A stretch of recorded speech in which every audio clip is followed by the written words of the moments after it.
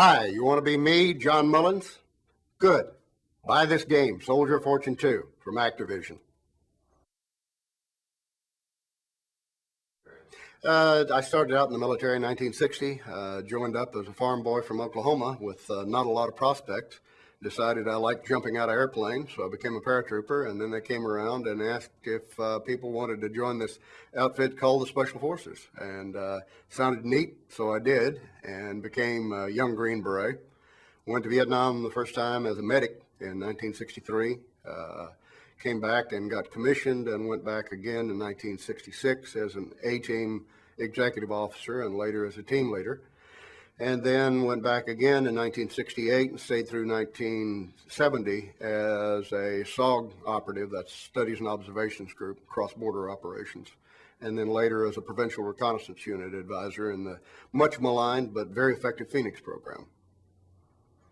After that, we went to Europe, spent 4 years working with every army essentially in Europe and indeed in the Middle East. Then did some work in Central and South America, and then finally retired in 1982. Yeah, I went to, my first job was as a military advisor to the Saudi Arabian government. I went there and stayed for 3 years and trained some of their specialist military units. After that, came back to the States and went to work for the State Department, U.S. State Department's Anti-Terrorism Assistance Program, where we trained aviation security to officials of about 83 different countries. After that, I went to work for the Department of Justice and in their International Criminal Investigative Training Program. The government is nuts for acronyms, ICITAT. We went back to South America. And that particular job, we were trying to keep the judges alive in Colombia long enough for them to sign arrest orders.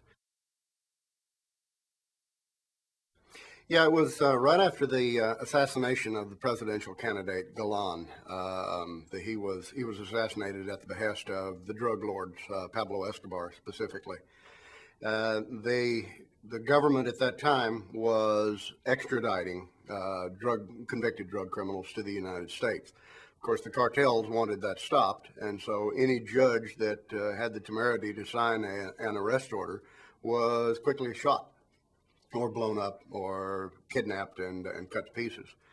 So the Justice Department decided that we needed somebody to go down there and train their bodyguards and to provide personal security for these people so that they could maintain their independence.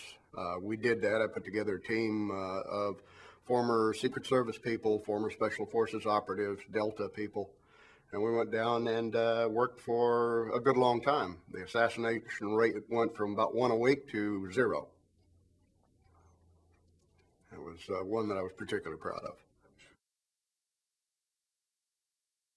Heavily involved in homeland defense these days. I was in Macedonia, in fact, on September the 11th, and had just flown from Macedonia into Athens to come back to the United States and found out about the events there, made it as far as London, and stayed there for the next 6 days. And started getting calls the moment I hit London. Come back to work, we need some help.